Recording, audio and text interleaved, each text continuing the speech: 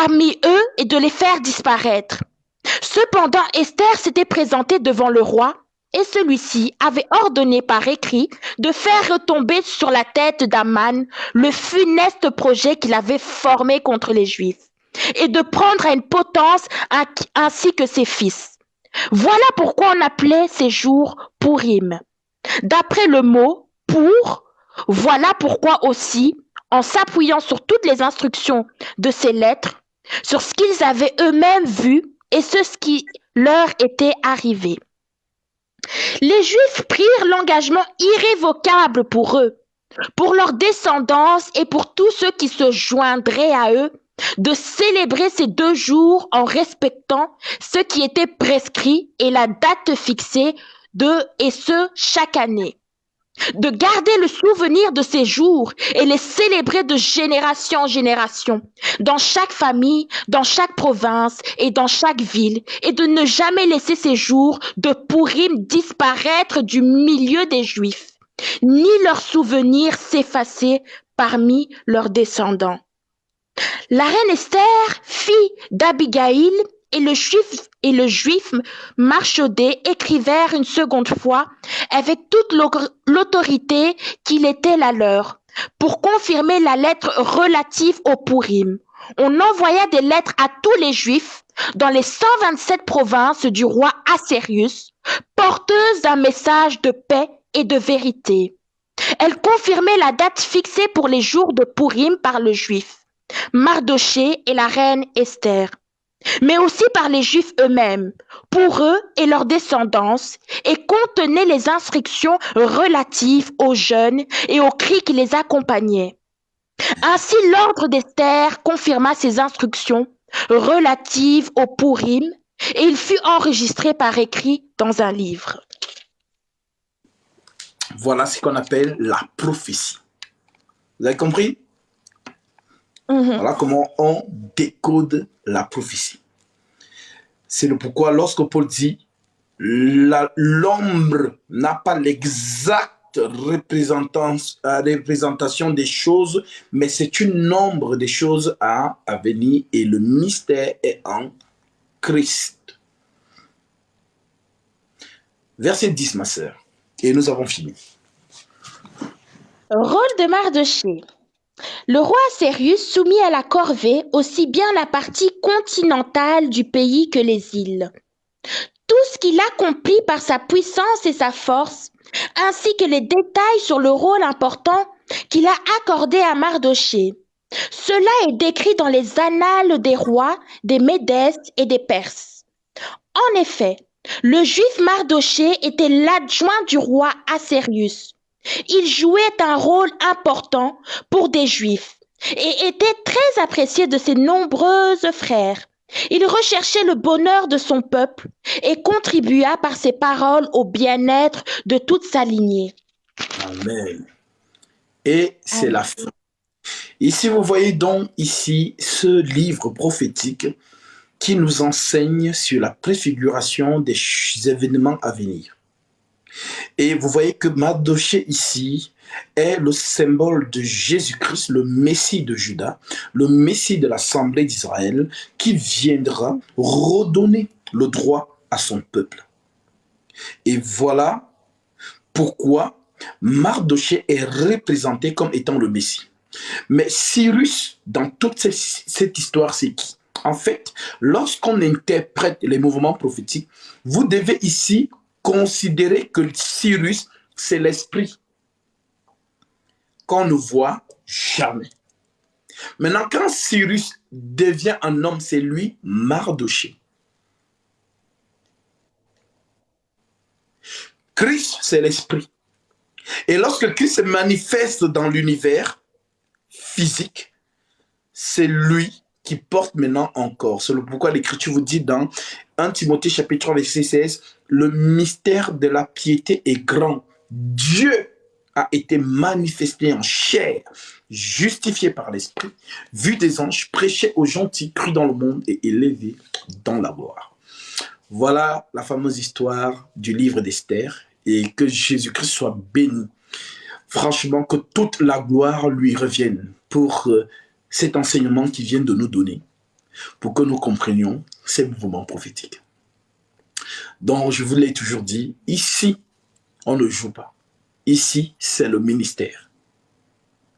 Ici, c'est le ministère. Donc, franchement, que Dieu soit glorifié. Et je tiens à remercier notre sœur Laetitia qui nous a brillamment accompagnés tout au long de cet enseignement avec une belle lecture. Parce que lorsqu'on lit bien, on comprend bien le sens aussi. Voilà. Donc, c'est vraiment, nous te disons merci pour cela. Et j'espère que vous avez été bien nourris. J'espère que vous avez bien mangé et que vous êtes dans la joie là où vous êtes. Mais n'oubliez pas d'arracher vos bénédictions. Voilà, vous n'avez pas d'excuses. Donc, vous n'allez pas dire qu'à Dieu, tu ne m'as pas donné ceci.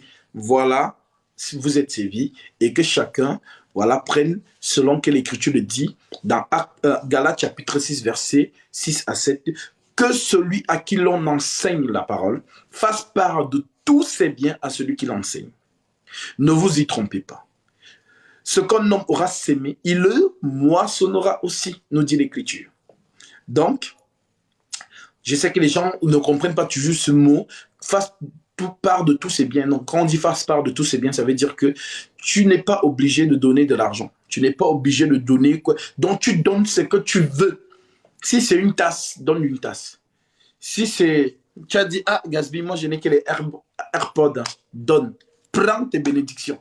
Donc, c'est toi qui donnes selon ce que tu as résolu. Et vous n'avez pas d'excuses. Vous dites, Gatsby, comment le moyen, c'est le pourquoi j'avais mis le lien PayPal sur la bio de ma page TikTok. Donc, si vous voulez faire des offrandes, c'est là-bas. Et si vous voulez, ceux qui ont bien évidemment des PayPal, vous pouvez le faire là-bas. Ceux qui n'ont pas, vous pouvez m'écrire sur mon numéro et je vous donnerai un lien ou mon nom pour que vous puissiez arracher vos bénédictions. C'est très important. Je ne dis pas ça pour moi, comme Paul le disait, ce n'est pas en ma faveur que je réclame ces choses, mais c'est pour que cela abonde pour votre compte. C'est écrit Philippiens chapitre 4 au verset 17. Ce n'est pas que je recherche vos dons. Est-ce que ma soeur, on peut lire ça vite fait? Philippiens 4, verset 9. Voilà. Bien.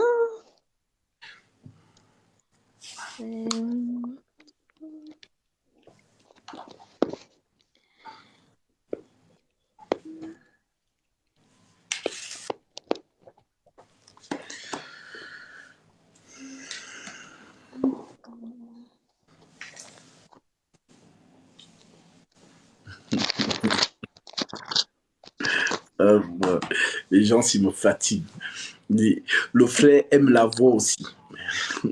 Mais bon, vraiment. Ils sont trop de gamins ici. Là. Mais bon, c'est de bonne ambiance. Alors, c'est Philippiens chapitre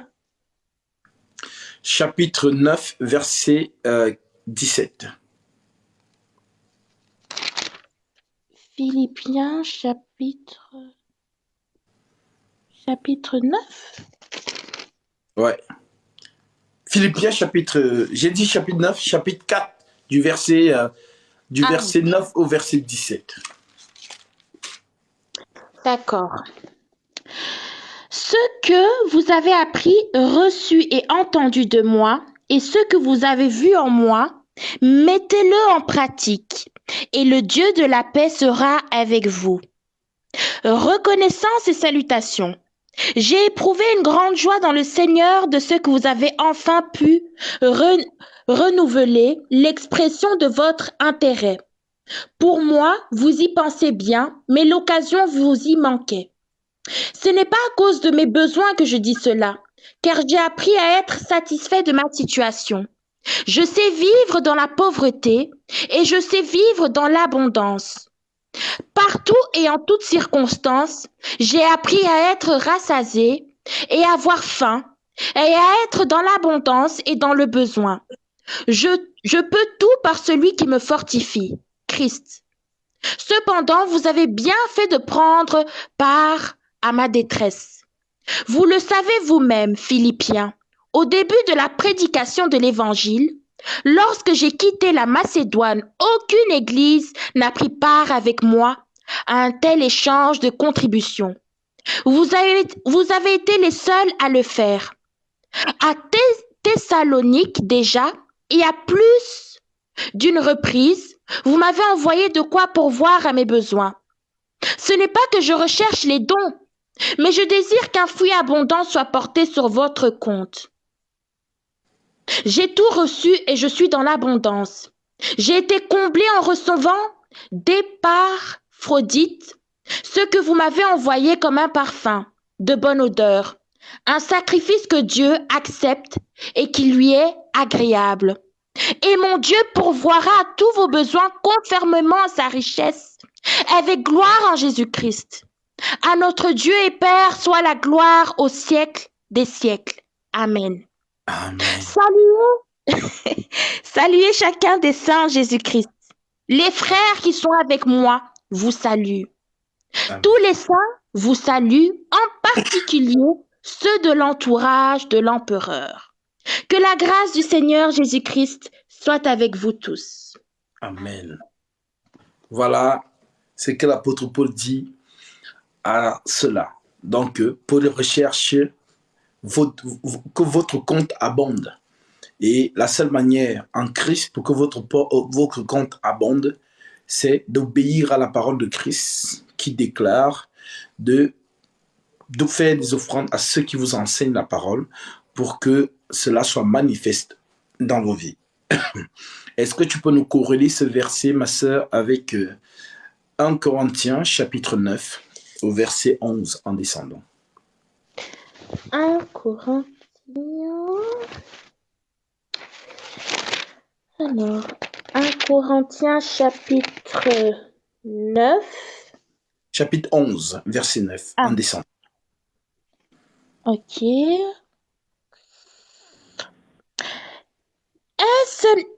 Est-ce n'est pas l'homme qui a créé... Attendez. Est-ce n'est pas l'homme qui a été créé à cause de la femme, mais la femme à cause de l'homme? Autant pour moi, en Corinthiens, chapitre... C'est mon erreur. 1 Corinthiens, chapitre 9, à partir du verset 11, en effet. Jusqu'au verset 19. D'accord. Si nous avons semé pour vous les biens spirituels, est-ce trop si nous récoltons une part de vos biens matériels? Si d'autres exercent ce droit sur vous, n'est-ce pas plutôt à nous d'en jouir? Mais nous n'avons pas recouru à ce droit. Au contraire, nous supportons tout afin de ne pas créer d'obstacles à l'évangile de Christ. Ne savez-vous pas que ceux qui assurent le service du culte sont nourris par le temple, que ceux qui servent à l'autel reçoivent une part de ce qui est offert sur l'autel? De même, aussi le Seigneur a prescrit à ceux qui annoncent l'évangile de vivre de l'évangile. Quant à moi, je n'ai eu recours à aucun de ces droits, et je n'écris pas cela pour qu'il me soit accordé, car j'aimerais bien mieux mourir plutôt que de me laisser enlever ce sujet de fierté. Si j'annonce l'évangile, il n'y a pour moi aucun sujet de fierté, car c'est une nécessité qui m'est imposée, et malheur à moi si je n'annonce pas l'évangile. Amen. Si je le fais de bon cœur, j'en ai la récompense, mais si je le fais malgré moi, c'est une charge qui m'est confiée. Amen. Quelle est donc ma récompense? C'est d'offrir gratuitement l'évangile de Christ que j'annonce, sans faire usage de mon droit de prédicateur de l'évangile. En effet, bien que les livres vis-à-vis de tous, je me suis fait l'esclave de tous afin de gagner le plus grand nombre. Amen. Avec les Juifs, j'ai été comme un Juif afin de gagner les Juifs. Avec ceux qui sont sous la loi de Moïse, comme j'étais sous la loi, bien que n'étant pas moi-même sous la loi, afin de gagner ceux qui sont sous la loi. Avec ceux qui sont sans la loi, comme si j'étais sans la loi. Bien que je ne sois pas sans la loi de Dieu, puisque je conforme à la loi de Christ. afin de gagner ceux qui sont sans la loi. J'ai été comme faible avec les faibles afin de gagner les faibles. Je me suis fait tout à tout afin d'en sauver de notre manière quelques-uns. Et je fais cela à cause de l'Évangile afin d'avoir ces bénédictions. Ne savez-vous pas que les concurrents dans le stade courent tous, mais qu'un seul remporte le prix? Courez de manière à le reporter. Tous les athlètes s'imposent toutes sortes de privations.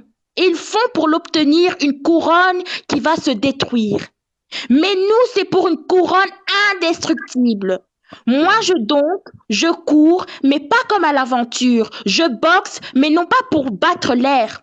Au contraire, je traite durement mon corps et je le discipline de peur d'être moi-même disqualifié après avoir prêché aux autres.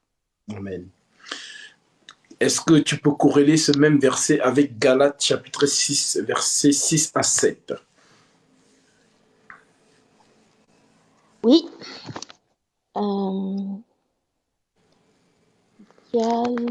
Donc, l'apôtre Paul ici, vraiment, vous prêche la saine doctrine authentique. C'est-à-dire qu'il prend ici une métaphore des footballeurs ou bien des boxeurs ou bien des athlètes qui courent. Tu cours pour un but. Voilà, donc si tu cours en trichant, ben, ça veut dire quoi? Tu ne vas pas remporter le prix. Voilà. Donc ici, nous courons pour remporter le prix. Ce n'est pas tes efforts, bien évidemment, qui te sauvent. Ici, c'est une métaphore que Paul utilise pour te faire comprendre que voilà, nous ne devons pas vivre comme les enfants du monde, mais nous devons nous atteler dans cette vocation que nous avons choisie. Galates chapitre 6, versets 6 à 7.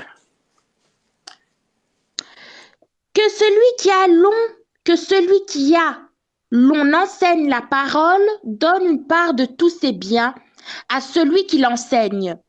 Ne vous y trompez pas, on ne se moque pas de Dieu. Ce qu'un homme aura semé, il le récoltera aussi.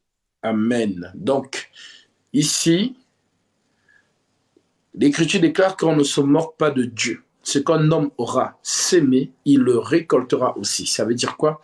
Ça veut dire que lorsque quelqu'un t'enseigne, un vrai homme de Dieu, pas les faux hommes de Dieu, parce que vous aimez donner aux faux hommes de Dieu. Mais là, on vous prêche la vérité, là-bas, vous ne donnez pas. Alors, le Seigneur dit ici que ce qu'un homme aura semé, il le moissonnera aussi. Donc, si tu ne donnes pas, tu gardes la parole, bien évidemment. Mais les bénédictions qui sont dans cette parole te sont privées. Mais pourtant, si tu donnes, c'est pas comme si tu as donné à quelqu'un. En fait, tu as arraché tes bénédictions et tu vois l'abondance de cette bénédiction dans ta vie. C'est ce qui dit, ce que l'homme aura semé, il le moissonnera aussi. Ce verset qui illustre le discours de Jésus dans Matthieu chapitre 10 à partir du verset 5 en descendant, ma sœur, jusqu'au verset 15. Matthieu chapitre 10. Verset 5 jusqu'au verset 15. Verset 5, ok. Ce sont les 12 que Jésus envoya après leur avoir donné les instructions suivantes. N'allez pas vers les non-juifs et n'entrez pas dans les villes des Samaritains. Allez plutôt vers les brebis perdues de la communauté d'Israël. En chemin, prêchez en disant: le royaume des cieux est proche. Guérissez les malades, ressuscitez les morts, purifiez les lépreux, chassez les démons. Vous avez reçu gratuitement, donnez gratuitement. Ne prenez ni or ni argent, ni monnaie dans vos ceintures, ni sac pour le voyage, ni de chemise, ni sandales, ni bâton, car l'ouvrier mérite sa nourriture. Dans chaque ville ou village où vous arrivez, informez-vous pour savoir qui est digne de vous accueillir et restez chez lui jusqu'à votre départ. En entrant dans la maison, saluez ses habitants. Et s'ils s'en ont dignes, que votre paix vienne sur eux. Mais s'ils n'en sont pas dignes, que votre paix revienne à vous. Amen. Lorsque nous vous accueillera et qu'on n'écoutera pas vos paroles, sortez de cette maison. ou de cette ville et secouez la poussière de vos pieds. Je vous le dis en vérité, le jour du jugement, le pays de Sodome et Gomorrhe sera traité moins sévèrement que cette ville-là. Voici que je vous envoie comme des brebis au milieu des loups. Soyez donc prudents comme les serpents et purs comme les colombes. Méfiez-vous des hommes, car ils vous livreront aux tribunaux et vous fouetteront dans les synagogues. À cause de moi, vous serez conduits devant des gouverneurs et devant des rois pour leur apporter votre témoignage et à eux et aux non-juifs. Mais quand on vous fera arrêter, ne vous inquiétez ni de la manière dont vous parlerez, ni de ce que vous diriez. Ce que vous aurez à dire vous serez donné au moment même. En effet, ce n'est pas vous qui parlerez, c'est l'Esprit de votre Père qui parlera en vous. Le frère livrera son frère